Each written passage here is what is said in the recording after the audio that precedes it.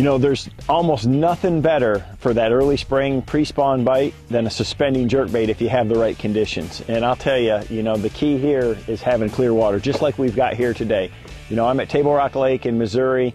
You can see from the trees, it's been a cold spring. The bass are just thinking about moving up. And a suspending jerkbait is just deadly. This is a Strike King KVD jerkbait. It's a lure that I designed for them. It's got a weight transfer system in it. The biggest thing is that it just has tremendous erratic action.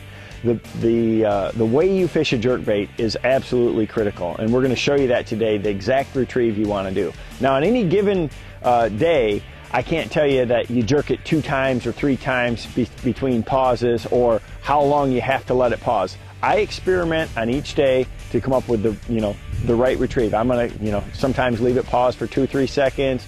Sometimes work a little faster, 3 jerks, then 1.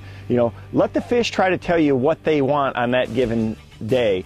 But the one thing I can tell you that is a constant is the way that you actually jerk the bait is very, very critical to maximize the action. What you want out of a jerk bait is super erratic, side to side, never go to the same place twice type action. And to do that, you got to fish it with slack in the line. Whether you use a bait casting outfit like this or a spinning outfit, it doesn't matter. I want to use a rod that has a pretty good, tip to it with some backbone. I want to make that bait jump forward and really snap. I'm going to use fluorocarbon line because it's low in stretch and it helps these baits get to their maximum depth in the water column. But the way that you jerk it, that's critical. I'm always going to start my series of jerks or twitches with some slack in the line, pop the rod down, and point the rod right back at the lure.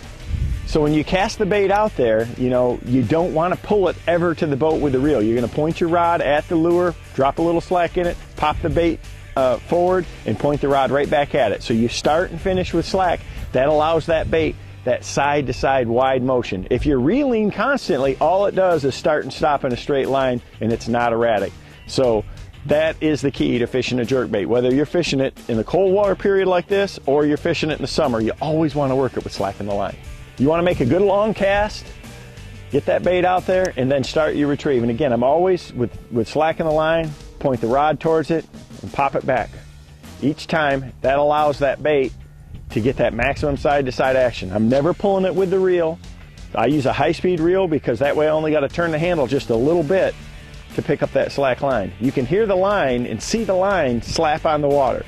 That's how you get the maximum action, that side-to-side dart out of that jerkbait. And it doesn't pull it very far forward. The bait stays in the strike zone a lot longer that way. It's got maximum action, gives them a long time to come up there and bite it, and they can't handle it.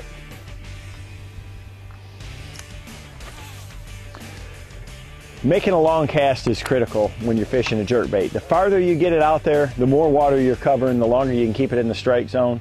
The one thing that is really not that critical is the gear ratio of your reel, because it's so critical to not pull the bait with the reel. You can see that I'm always jerking it with slack in the line, start and finish, and all I do is turn the handle just a little bit to pick up that line. This reel right here is a high-speed reel.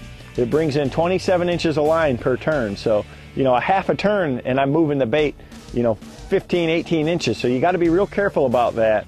So I like a high-speed reel just because it makes it very easy just to pick up that little bit of slack line after each jerk and series of twitches.